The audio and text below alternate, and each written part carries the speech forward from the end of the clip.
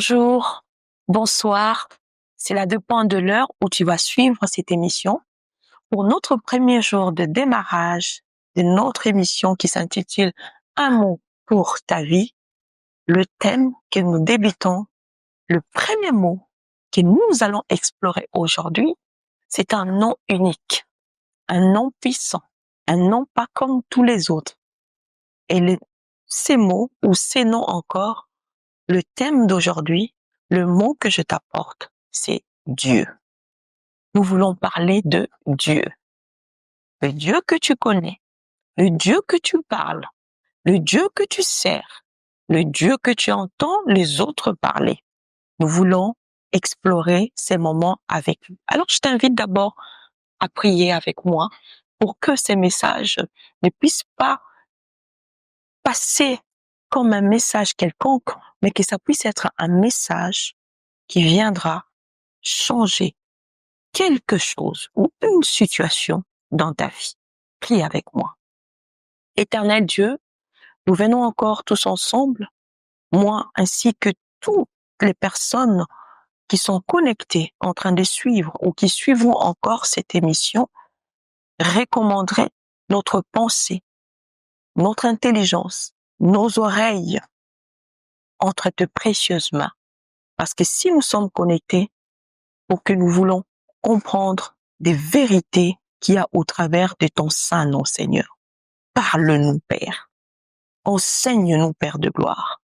Je n'aimerais pas que ces instants puissent passer en vain.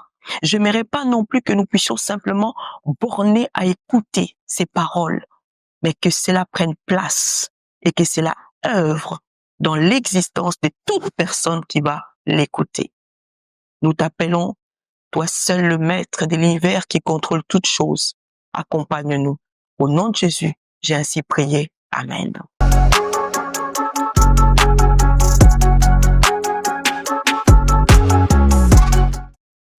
Je parlais de notre émission, comme je vais peut-être le répéter bien souvent, afin de nous permettre de comprendre ce que nous faisons et jusqu'à où cela va nous emmener. Notre émission s'intitule Un mot pour ta vie. Et pendant 10 minutes, nous aurions à comprendre des vérités bibliques basées sur la pensée de Dieu, sur la parole de Dieu, au travers de mots que nous allons exploiter pour nous permettre de marcher correctement avec notre Dieu. Alors, qui est Dieu? J'ai compris quelque chose. Beaucoup de gens aiment Dieu. Beaucoup de gens parlent de Dieu. Beaucoup de gens prêchent la parole de Dieu. Mais les problèmes, on les connaît pas. On les connaît pas assez. Pour connaître une personne, il faut déjà connaître ce qu'il est. Et pour déterminer ce qu'est une personne, on l'identifie. On les reconnaît par son nom. Parce que des fois même, lorsque nous arrivons à avoir nos enfants, nous les donnons des noms par rapport à une personne qu'on avait. J'ai beaucoup aimé ma maman, par exemple. J'aimerais bien que ma fille porte le nom de ma mère pour qu'elle puisse avoir le caractère de ma mère. Les noms d'une personne identifient ce qu'est cette personne. C'est pourquoi je suis en train de dire que il nous est des fois difficile de pouvoir servir Dieu, de nous accrocher auprès du Seigneur, de faire les choses qu'il nous demande correctement parce qu'on les connaît pas. Parce qu'on ne connaît pas qui est réellement notre Dieu. C'est une raison qui peut nous permettre de nous approcher, d'avoir notre vision, d'avoir notre relation avec lui si on arrive à connaître qui est réellement notre Dieu. Et si nous n'arrivons pas à bien le servir aussi, je me suis dit, c'est parce que nous ne les connaissons pas. Aujourd'hui, les gens servent Dieu, mais quand tu vas fouiller leur service, quand tu vas fouiller leur relation avec Dieu, cela ne correspond pas à l'attente de notre Dieu. Je te parle, je me parle, je parle à tout le monde que cela doit être une alarme que nous devons tirer pour savoir où va-t-on. N'oubliez pas, à un moment, Jésus nous dit que plusieurs diront, je t'ai servi, j'étais là avec toi, maître, j'ai fait ceci, j'ai donné aux pauvres. Et les Écritures nous montrent qu'il nous répondra que je ne vous ai jamais connu. Alors que sur cette terre, tu as passé des moments, tu as jeûné, tu as fait des sectes de 40 jours, tu as fait des sacrifices, tu as donné, tu as investi là où on parlait de Dieu. Mais est-ce que tu as fait toutes ces choses en connaissant qui est réellement notre Dieu? Premièrement, nous devons savoir que Dieu, c'est une personne. Il est une personne. Il faut le prendre comme une personne. Le problème, nous n'arrivons pas à bien communiquer, à bien collaborer avec notre Seigneur parce que nous ne le prenons pas à sa juste valeur. Regarde comment tu considères la personne qui est à tes côtés. Est-ce que c'est de la même manière que tu considères Dieu? Ah non, lui, il est là-bas dans son trône, il fait ce qu'il est en train de faire. Non, non, non, ça suffit pas. Tu dois le considérer comme une personne. Parce que Dieu, il a des sentiments comme toi. Dieu parle. Dieu agit. Dieu se manifeste dans toutes choses. Dieu entend. Dieu s'attriste aussi. C'est réellement si tu commences à comprendre que le Dieu que je suis en train de servir, le Dieu que j'entends les autres parler, peut-être que tu ne le sais pas, mais tu attends seulement. J'aimerais aussi que tu écoutes cela.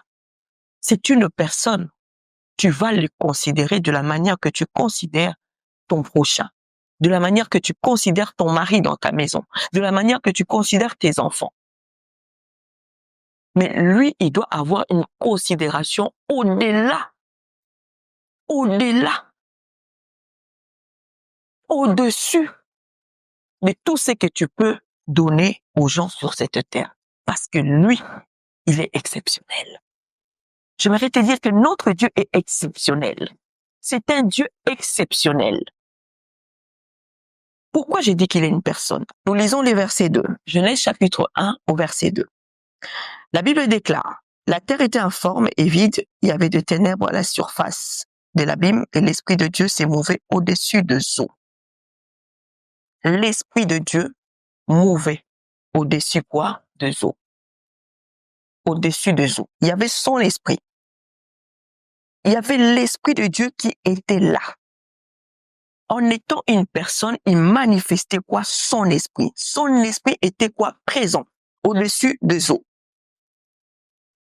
C'est Dieu-là. Il s'est manifesté. Il a voulu que les gens comprennent qu'il était Dieu. Et au travers de son esprit, il s'est manifesté. Il a cette attitude de personne. Il a cette capacité de pouvoir agir au-delà. Il agissait. Il mouvait. Quand on parle de mouver, c'est qu'il était en mouvement. Il était en train d'agir. J'aimerais que tu saches, que tu le prennes comme une personne. Gloire à Jésus.